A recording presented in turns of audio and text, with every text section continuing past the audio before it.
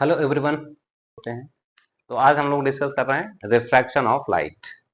आइए शुरू करते हैं रिफ्रैक्शन ऑफ लाइट। जब लाइट हम लोग का वन मीडियम से दूसरे मीडियम में एंटर करता है तो उस केस में वो अपने इनिशियल डायरेक्शन से डेविएट कर जाता है, और ये डेविएट करने का जो फिनोमिना है इसी को हम लोग बोल रहे हैं रिफ्रैक्शन ऑफ लाइट। वही यहाँ पे लिखा हुआ है, when light travels from one medium to another medium it is deviated from its initial direction. This phenomena is known as refraction of light, या हम लोग कहते हैं कि ये इंसिडेंट लाइट है। This one is incident light. ये light कोई एक मीडियम मीडियम और ये दूसरा मीडियम है। इन दोनों मीडियम का जो बाउंड्री होता है उसको इंटरफेस बोलते हैं हम लोग। इस मीडियम से जब इस मीडियम में जा रहा है तो ये इनिशियल डायरेक्शन था, दूसरे मीडियम में इस डायरेक्शन में ना जा करके इस डायरेक्शन में चला जाता है। इसी को हम लोग बोलते हैं refraction of light, and this one is called deviation. तो यहाँ पर हम लोग कहते हैं कि जो इंटरफेस है दोनों मीडियम का, उस इंटरफेस पे लाइट रे क्या कर गया, बेंड कर गया। इस पे लाइट रे बेंड कर जा रहा है। तो हम लोग इसका दूसरा डेफिनेशन इस तरह से लिखते हैं, the bending of light at the interface of the two media is called refraction of light. अब रिफ्रैक्शन जो होता है किसकी वजह से होता है, तो ये डिफरेंट मीडियम में स्पीड ऑफ लाइट डिफरेंट होता है, जिसकी वजह से हम लोगों का रिफ्रैक्शन होता है। और बेसिकली ये सारा कुछ रिफ्रैक्शन और रिफ्लेक्शन जो भी हम लोगों का हो रहा है अकॉर्डिंग टू फर्मेट प्रिंसिपल, कि लाइट को इस पॉइंट से इस point, let us suppose this point is A and this point is B, इस लाइट को ए से बी तक अगर ट्रेवल करना था तो ये सीधे हम लोगों का नहीं जा पाता। सीधे अगर जाता है तो उस केस में इसको मिनिमम टाइम नहीं लगता है, क्योंकि according to Fermat principle light हमेशा उस पाथ को फॉलो करता है जिसको ट्रेवल करने में उसको मिनिमम टाइम लगता हो। तो जब ये सीधे ए से बी ट्रेवल करेगा तो उस केस में ये मिनिमम टाइम नहीं होता है। मिनिमम टाइम होने के लिए ये यहाँ से यहाँ पहले जाएगा, फिर यहाँ से यहाँ जाएगा, तब इसको मिनिमम टाइम लगता है ट्रेवल करने में ए से बी तक। क्योंकि इस मीडियम में स्पीड कुछ अलग है, इस मीडियम में कुछ स्पीड अलग है।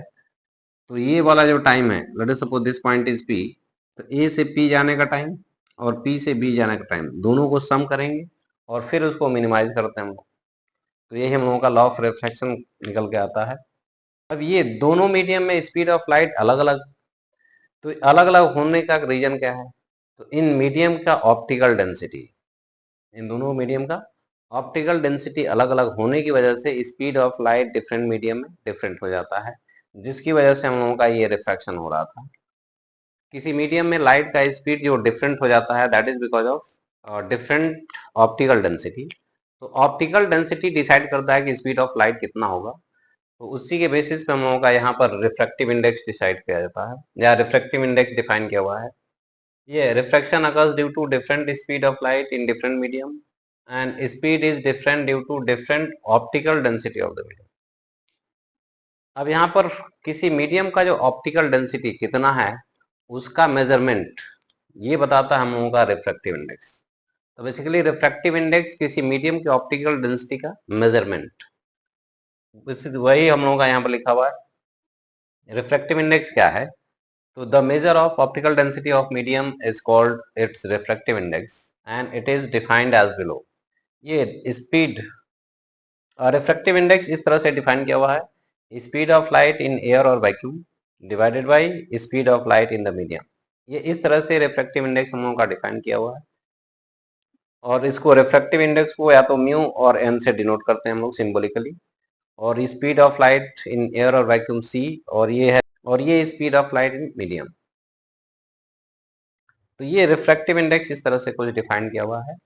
ये लाइट एक वेव की तरह होता है, तो उस केस में हम लोग v equal to nu into lambda, where v is speed and lambda is wavelength and nu is frequency. तो ये फ्रीक्वेंसी और वेवलेंथ का रिलेशन स्पीड, इसकी बेसिस पर अगर देखते हैं तो ये मीडियम में स्पीड था, मीडियम में स्पीड अगर होगा तो ये वेवलेंथ भी मीडियम में हो गया, और यही एयर में स्पीड अगर है तो फ्रीक्वेंसी न्यू, फ्रीक्वेंसी सेम रहेगा, क्योंकि फ्रीक्वेंसी जो होता है वो सोर्स पे डिपेंड करता है। अगर हम लोगों का लाइट सोर्स से अगर निकल गया तो बीच में कोई भी मीडियम आएगा उसमें फ्रीक्वेंसी चेंज नहीं करेगा, तो फ्रीक्वेंसी जो होता है वो सोर्स पे डिपेंड करता है। तो इसलिए हम लोगों का फ्रीक्वेंसी चाहे मीडियम के बीच में कुछ भी आए फ्रीक्वेंसी चेंज नहीं होता है, सिर्फ हम लोगों का स्पीड चेंज होगा, दैट मीन्स कि इसका वेवलेंथ चेंज होगा। तो मीडियम अगर एयर है उस केस में हम लोगों का लेमडा एयर में कंसीडर होगा। अब ये V और C इन्हीं दोनों का रेशियो है refractive index C by V। तो C बाई V अगर यहाँ से करते हैं तो lambda air by lambda in medium. तो यहाँ पर refractive index mu that is C by V which is also lambda in air divided by lambda in medium। ये रिफ्रैक्टिव इंडेक्स हम लोगों का, ये रिफ्रैक्टिव इंडेक्स को हम लोग ratio of wavelength in medium और एयर इन दोनों के रेशियो के टर्म में भी लिख सकते हैं या स्पीड के टर्म्स में भी लिख सकते हैं। और ये हम लोग जानते हैं कि किसी भी मीडियम में स्पीड जो होगा C से कभी ज्यादा नहीं हो सकता है, मतलब कि V हमेशा C से कम रहेगा। That means this ratio is always greater than 1। Since V is less than C, that's why mu which is C by V is always greater than 1। किसी रियल मीडियम की बात कर रहे हैं हम लोग, तो रियल मीडियम के लिए म्यू का वैल्यू हमेशा ग्रेटर देन 1। और V equal to C put करते हैं, दैट मीन्स एयर, एयर और वैक्यूम के लिए V इक्वल टू C, तो उस केस में म्यू का वैल्यू 1। तो फॉर एयर और वैक्यूम म्यू का वैल्यू 1। इसके अलावा हम लोगों का किसी अदर मीडियम के लिए म्यू का वैल्यू हमेशा ग्रेटर देन 1। अभी रिफ्रैक्टिव इंडेक्स अभी हम लोग लिख रहे थे mu equal to C by V, और it is lambda in air divided by lambda in medium. इसका मतलब कि mu into V and this is equal to C, और C एक constant which is a constant. इसका मतलब यह है कि अगर किसी फर्स्ट मीडियम में speed μ1, refractive index first medium का μ1 और स्पीड v1 ले लेते हैं तो ये भी C के बराबर होगा। दूसरे मीडियम में रिफ्रैक्टिव इंडेक्स μ2 स्पीड v2 लेते हैं तो ये भी C के बराबर है। तीसरे मीडियम में μ3 इंटू v3 ये भी C के बराबर है। तो ये सभी वैल्यूज हम लोगों के आपस में इक्वल हैं and this is equal to C। तो mu into V for any medium it is remains equal to C। इसके बाद आता है रिलेटिव रिफ्रैक्टिव इंडेक्स, इसको डिनोट किया जाता है म्यू आर से। अब रिलेटिव रिफ्रैक्टिव इंडेक्स क्या है, तो किसी एक मीडियम का रिफ्रैक्टिव इंडेक्स दूसरे मीडियम के रिस्पेक्ट में जब लिखते हैं तो उसी को हम लोग बोलते हैं रिलेटिव रिफ्रैक्टिव इंडेक्स, यानी mu R equal to refractive index of one medium with respect to the other medium, that is mu R equal to μ2 by μ1। और इसी को हम लोग लिखते हैं μ12, इस तरह से भी लिखा जाता है। And this one is refractive index of medium 2 with respect to medium 1। Refractive index of medium 2 with respect to medium 1। और अगर ये μ12 हम लोग ऐसे लिखे हुए हैं μ2 बाई μ1, μ12 अगर μ2 बाई μ1 लिखा हुआ है, यानी कि इधर जो लिखा रहता है इसको पहले लिखते हैं हम लोग और इधर जो लिखा रहता है उसको नीचे लिखते हैं। तो इसी तरह से μ21 अगर हम लोग देखें तो μ1 बाई μ2, इन दोनों का मल्टीप्लीकेशन अगर देखें दैट मीन्स कि μ12 इंटू μ21, तो ये है μ2 बाई μ1 और ये है μ1 by μ2 and this is equal to 1। इन दोनों का प्रोडक्ट क्या हो गया 1। इसी तरह से अगर हम लोग μ12 μ23 इंटू μ31 ये तीन मीडियम लेते हैं तो उस केस में ये μ2 बाई μ1, μ3 बाई μ2, μ1 बाई μ3, तो ये सब आपस में कैंसिल होकर के अगेन 1। μ12 μ23 μ34 μ41, अगर चार मीडियम लेते हैं इस तरह से सीक्वेंस में तो ये भी हम लोगों का प्रोडक्ट 1। ये μ12 μ2 बाई μ1 μ23 μ3 बाई μ2 ये सब हम लोगों का मल्टीप्लाई होगा जब, तो ये वैल्यू भी 1। तो इस सीक्वेंस में जब हम लोग रखते हैं तो ये सभी रिलेटिव रिफ्रैक्टिव इंडेक्स का जो प्रोडक्ट होता है वो 1 आता है हमेशा।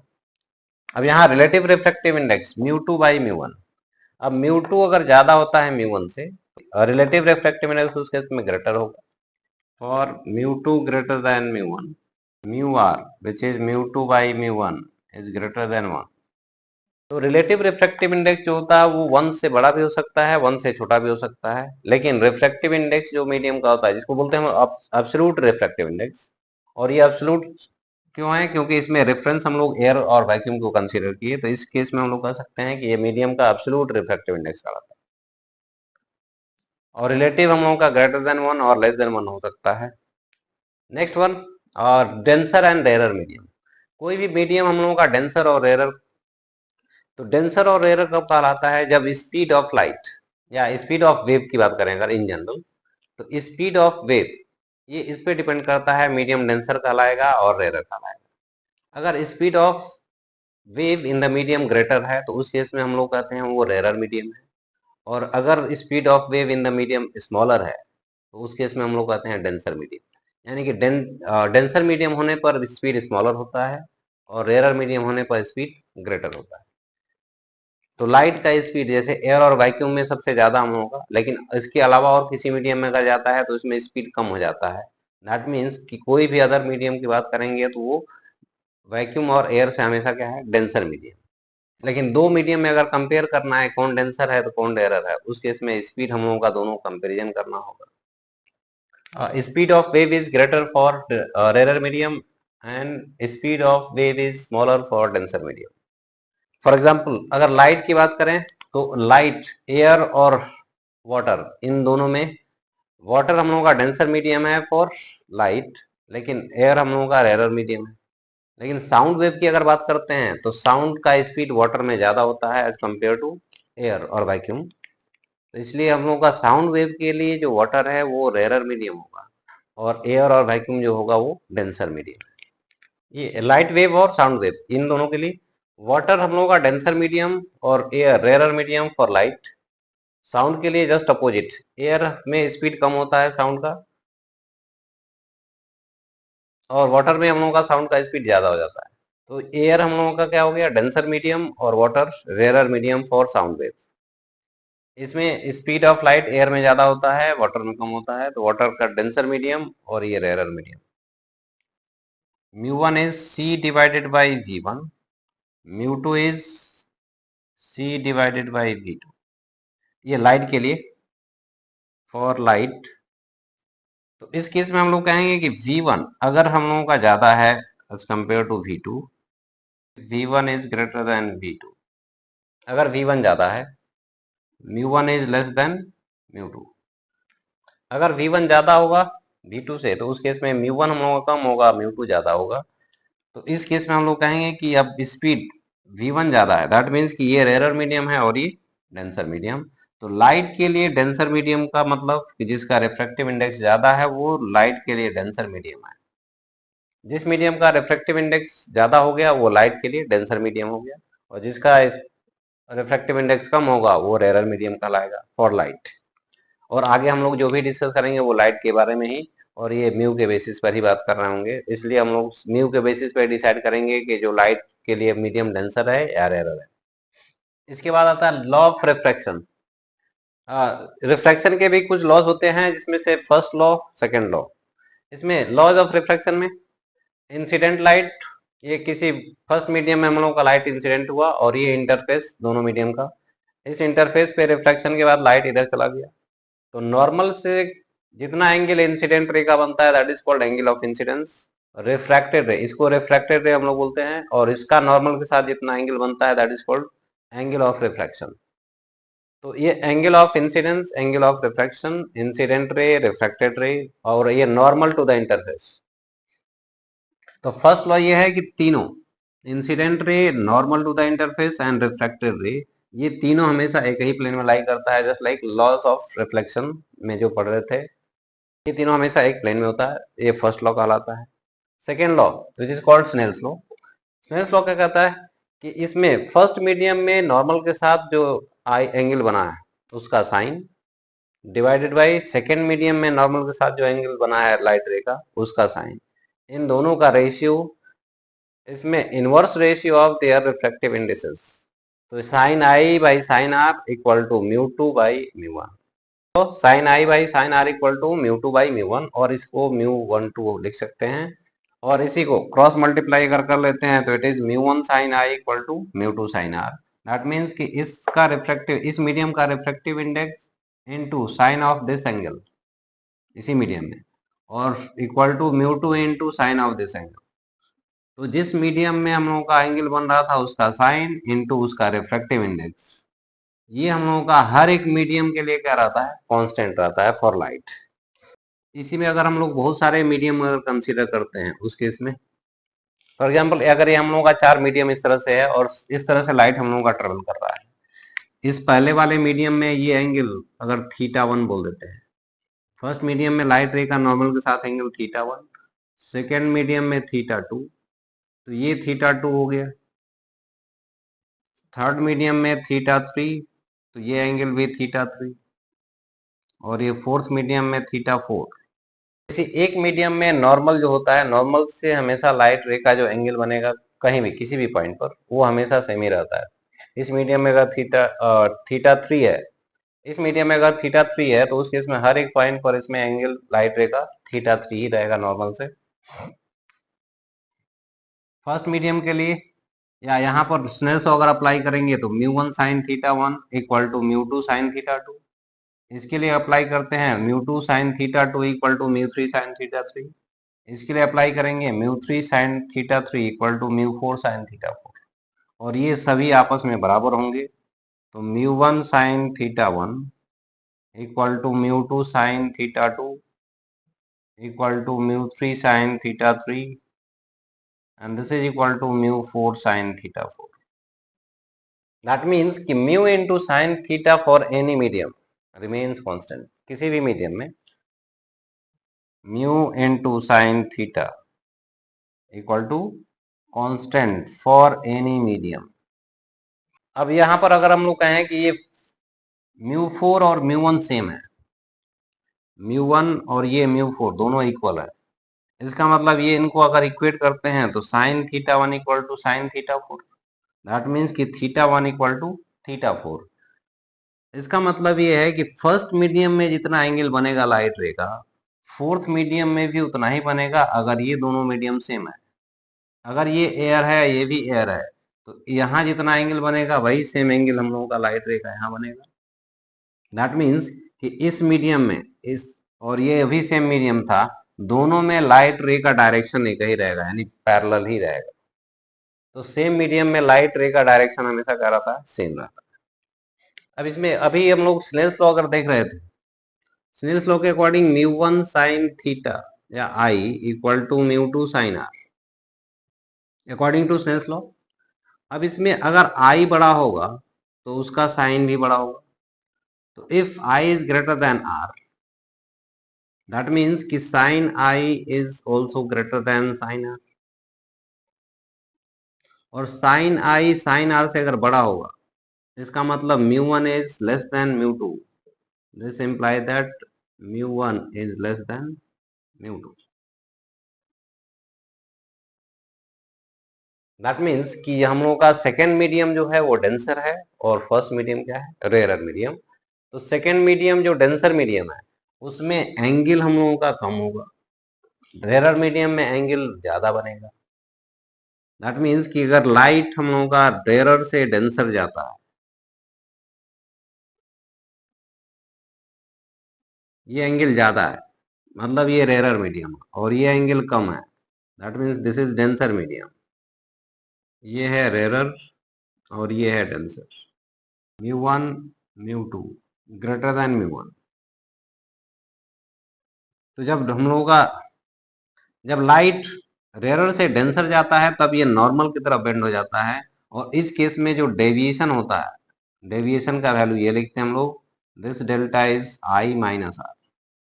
तो रेयरर से डेंसर जाने पर लाइट रे नॉर्मल की तरफ बेंड हो जाता है, और इसी में जस्ट अपोजिट अगर डेंसर टू रेयरर जाए, दैट मीन्स कि जस्ट अपोजिट ये इंसिडेंट मान लेते हैं तो ये रिफ्रैक्टेड रे, उस केस में ये डेंसर अगर है तो इसमें एंगल कम बनेगा, और रेयरर अगर है तो इसमें एंगल ज्यादा बनेगा, दिस वन इज आर।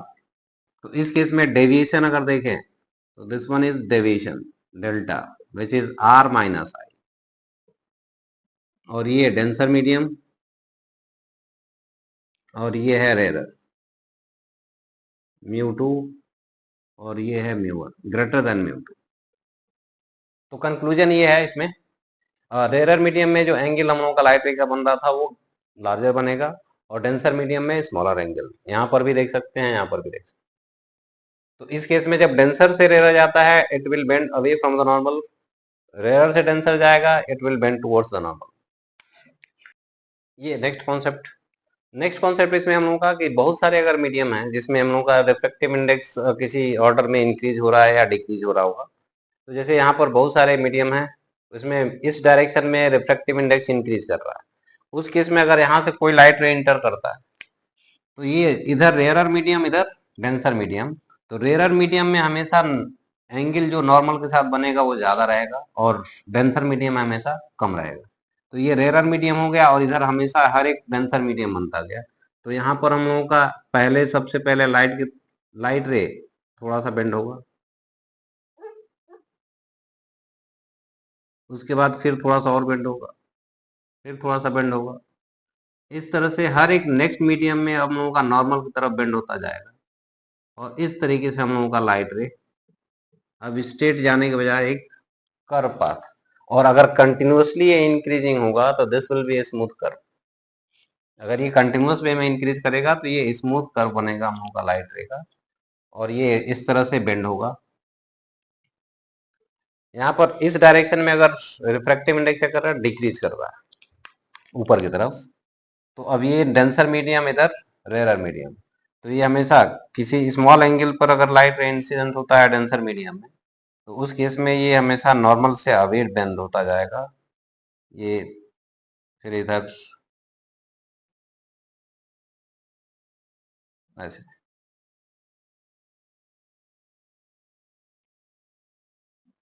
ये हर एक नेक्स्ट मीडियम में और नॉर्मल से दूर होता जाएगा, तो इसमें भी हम लोगों का ये कर्व इस तरह से बन रहा है। इसमें हम लोगों का ऊपर की तरफ डिक्रीज कर रहा था, यहाँ पर स्मॉलर एंगल पर इंटर किया था, इधर हम लोगों का डेंसर मीडियम था, इधर रेयर मीडियम है, तो यहाँ लार्ज एंगल होगा, इधर स्मॉलर एंगल होंगे नॉर्मल से। इसमें बोला कि लाइट रे वाटर में पहले ट्रेवल कर रहा था, और ये वाटर से किसी दूसरे मीडियम में हम लोगों का इंटर करता है, कोई मीडियम है, और इसका रिफ्रैक्टिव इंडेक्स नहीं पता है, ये बताना है। जब ये वाटर से दूसरे मीडियम में एंटर करता है तो नॉर्मल या इनिशियल डायरेक्शन से डेविएट कर जाता है away from the normal 16 degree.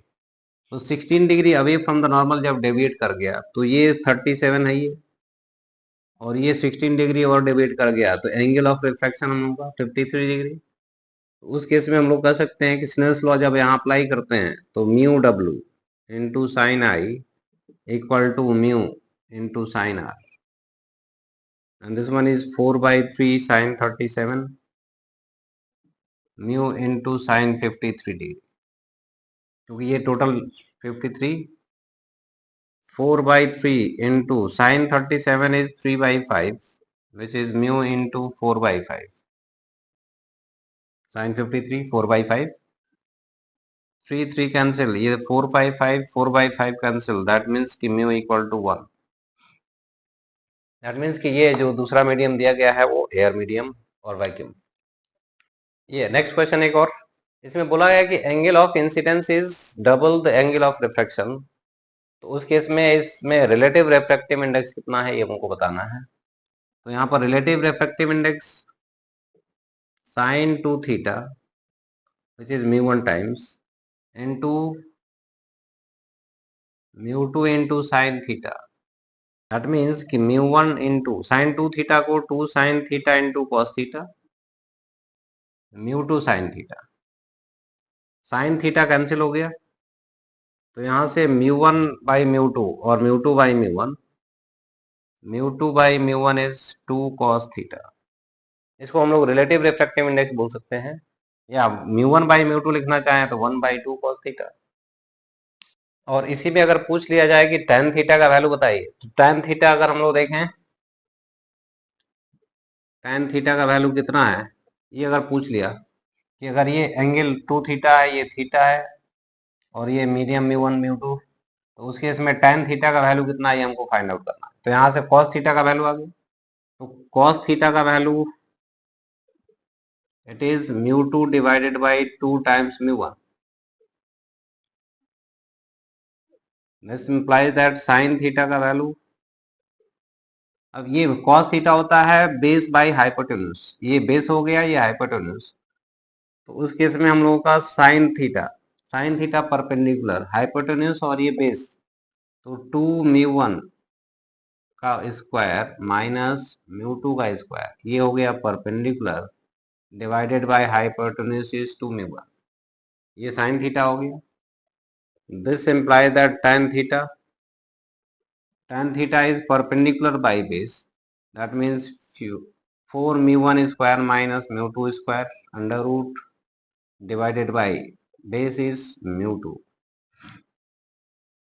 यानी इन दोनों को डिवाइड कर देते हैं हम लोग, sine theta by cos theta, ये हम लोग का finally it is 4 times mu 1 by mu 2 का स्क्वायर माइनस 1 अंडर रूट, तो ये tan थीटा का वैल्यू हम लोगों का फाइंड आउट करते हैं। ये नेक्स्ट एग्जांपल हम लोगों का, if refractive index of glass with respect to water is 9/8 and refractive index of liquid with respect to glass is 5/6, then find refractive index of liquid with respect to water, ये हम लोगों को पता करना है।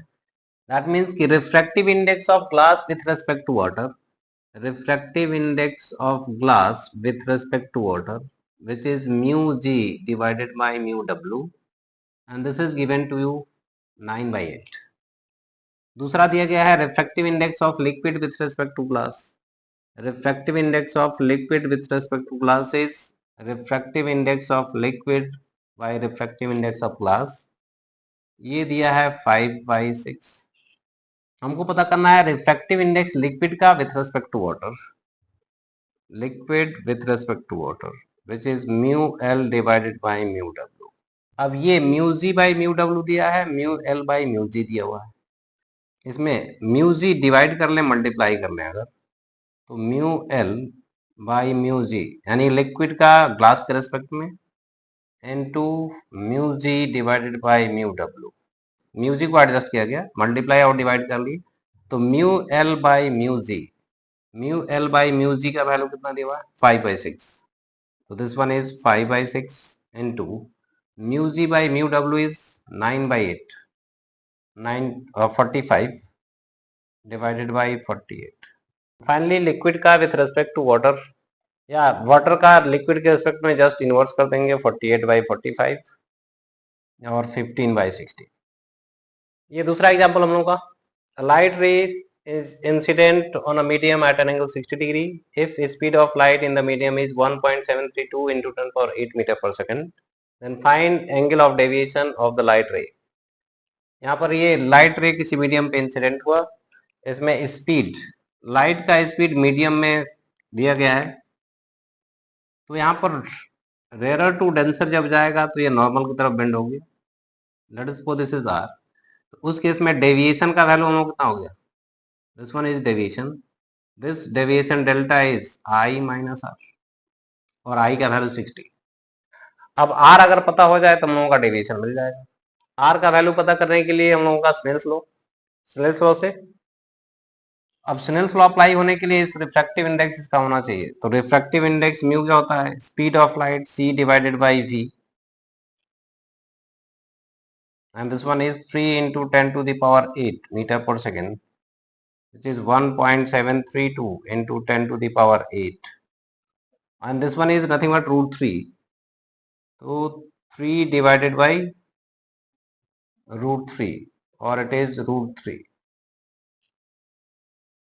ये रिफ्रैक्टिव इंडेक्स का value √3, that's why sin I which is sin 60 equal to mu which is √3 into sin R,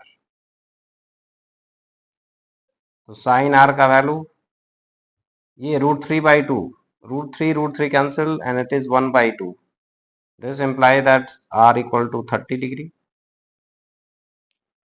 अब R 30 अगर मिल गया तो डेविएशन का value delta equal to 60 minus 30 which is 30 degree, इस केस में डेविएशन हम लोगों का 30 डिग्री मिल जाएगा। ये नेक्स्ट एग्जांपल हम लोगों का, light ray is incident at an angle theta on a medium of refractive index mu equal to √3, इसमें कुछ पार्ट लाइट का रिफ्लेक्ट हुआ है और कुछ पार्ट रिफ्रैक्ट हुआ है। लाइट जो रिफ्लेक्ट हुआ और रिफ्रैक्ट हुआ है एक दूसरे के परपेंडिकुलर है, यानी कि ये 90 डिग्री, उस केस में हम लोगों को बताना है कि एंगल थीटा कितना है, ये फाइंड आउट करना। What is this angle theta? तो यहाँ पर एंगल, जब हम लोगों का इंसिडेंस और रिफ्लेक्शन ये दोनों बराबर होना चाहिए, जितना एंगल ऑफ इंसिडेंस उतना ही एंगल ऑफ रिफ्लेक्शन, और ये angle of reflection which is R.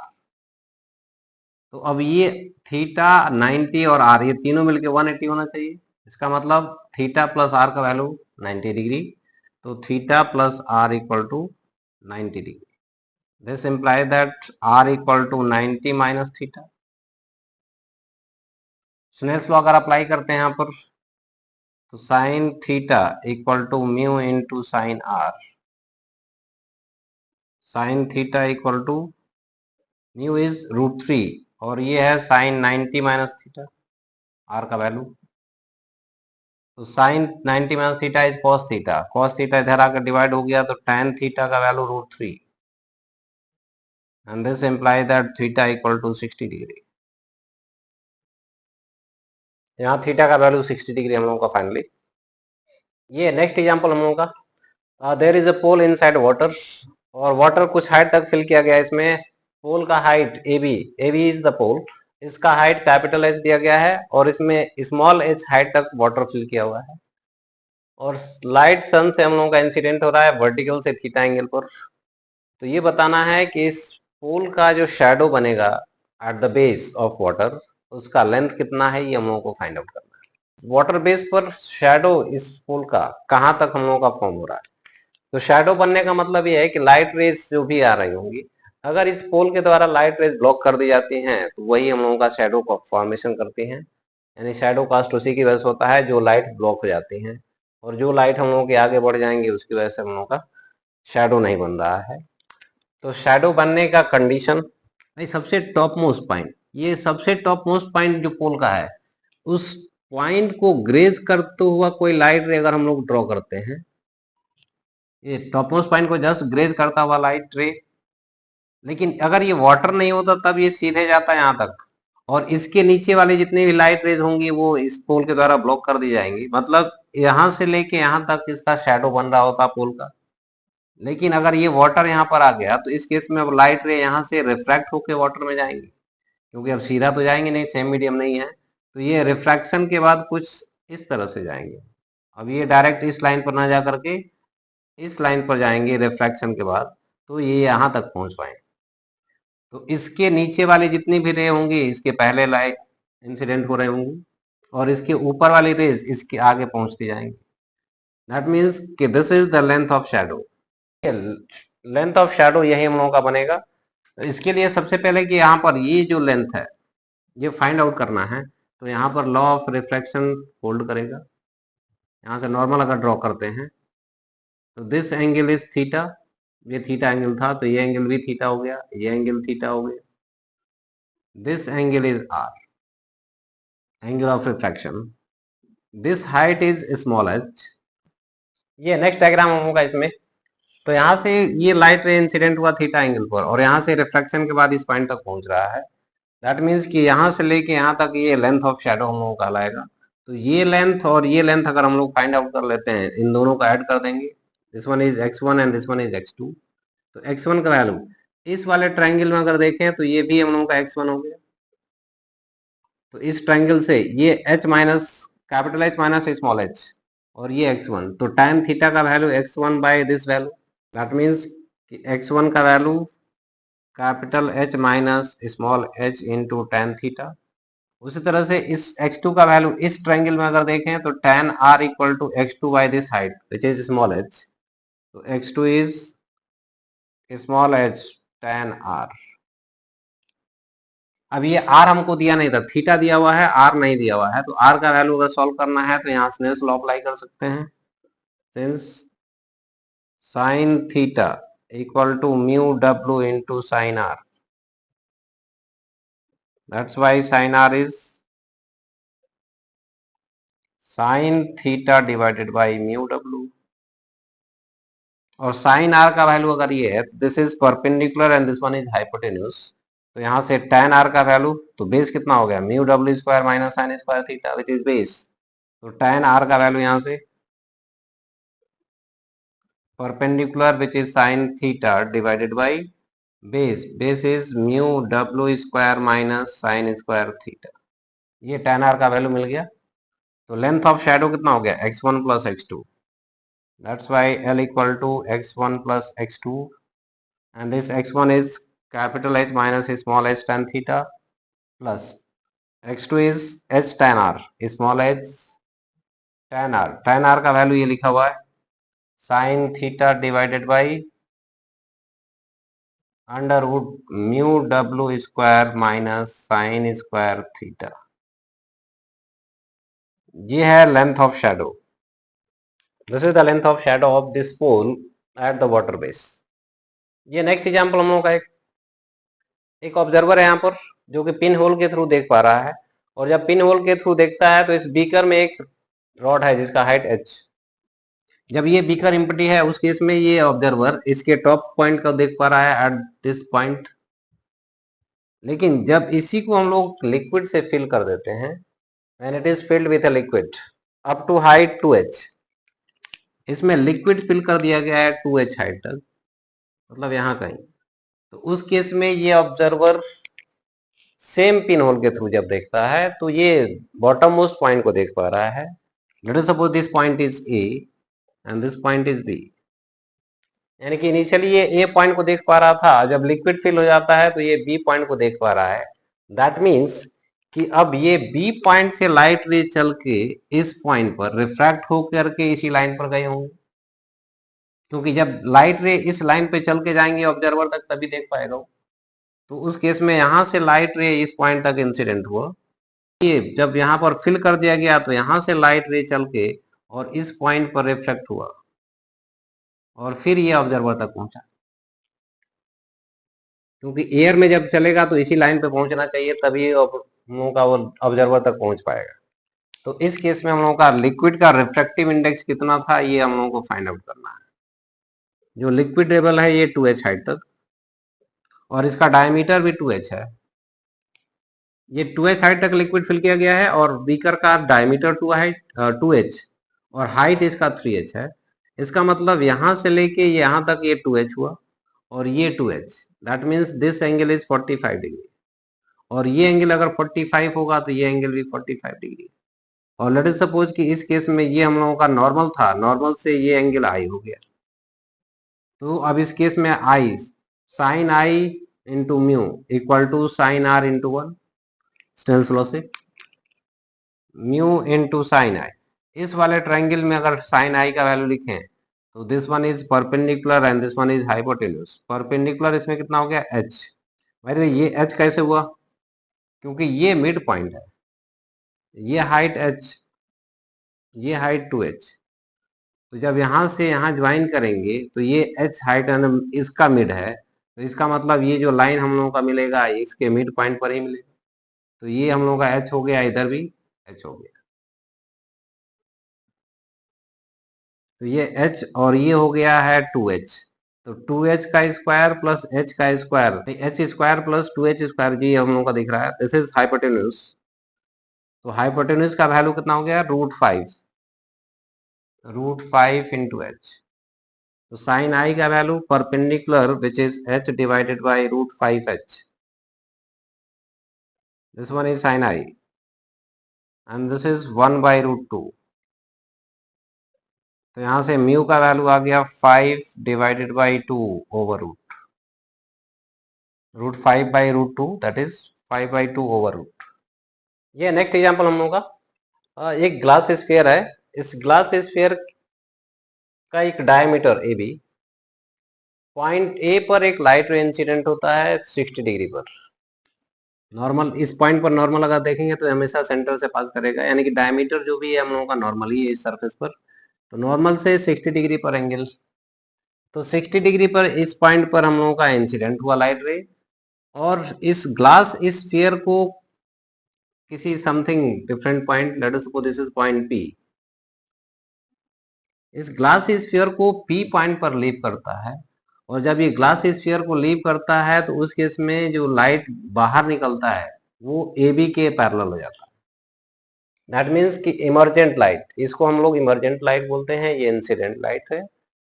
तो जब ये ग्लास स्फीयर से बाहर निकल रहा है उस केस में ए बी के parallel, if incident ray emerges from the sphere parallel to AB, then find refractive index of the glass sphere and the C is center. तो यहाँ पर एंगल ऑफ इंसिडेंस ये एयर में और ये normal है, normal से जितना एंगल बना, let's suppose this is R, तो angle of reflection for this interface ये एयर और ये मीडियम।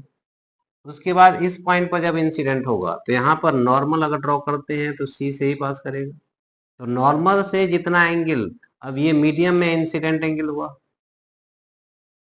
दिस एंगल, और ये हम लोगों का रिफ्रैक्टेड एंगल हुआ, एंगल ऑफ रिफ्रैक्शन। अगर ये आर है और ये आर होगा, क्योंकि ये भी रेडियस है और ये भी रेडियस है, तो ये आर अगर है तो ये भी कितना हो गया आर, और उस केस में ये angle, this angle is 2r। इस वाले ट्रायंगल से अगर देखें तो r और r ये मिल गए 2r।